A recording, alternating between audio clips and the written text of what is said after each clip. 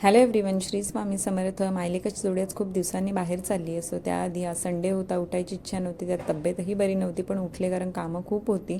नंतर मग इकडे झाडं बघत होती. झाडं छान झाली आहेत, पण रिप्लांट करायची गरज आहे. आणि आता पावसाळा सुरू झाला आहे तर नवीन झाडंसुद्धा आणायचा विचार करते. बघू आता कधी होतं आहे ते. नंतर ना रात्री बरं नव्हतं, त्याच्यामुळे मी तर लवकर झोपले, पण हे आणि अद्विक जागा होता. आणि हे बघा, हे असं पसारा मला सकाळी भेटला. सकाळी मशीनला कपडे लावून घेतले. अद्विकचे कपडे मी रात्रीच धुवून घेतलेले.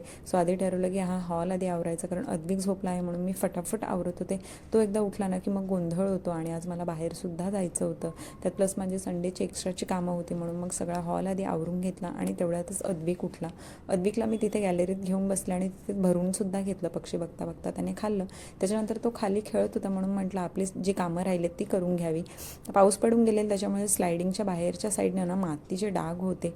ते दिसताना खराब दिसत होते, म्हणून म्हटलं आज त्याही स्वच्छ करून घ्याव्या. सो त्या घासून घेतल्या. आणि त्याच्यानंतर मग किचन ओटा वगैरे क्लीन करून घेतला.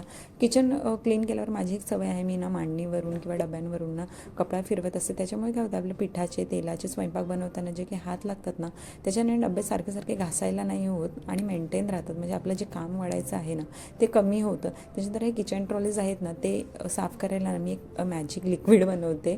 ते मी घरीच बनवते आणि मी तुमच्यासोबत नक्की शेअर करेन. त्याच्याने ना ट्रॉलीज खूप छान निघतात. सो चलो बाय.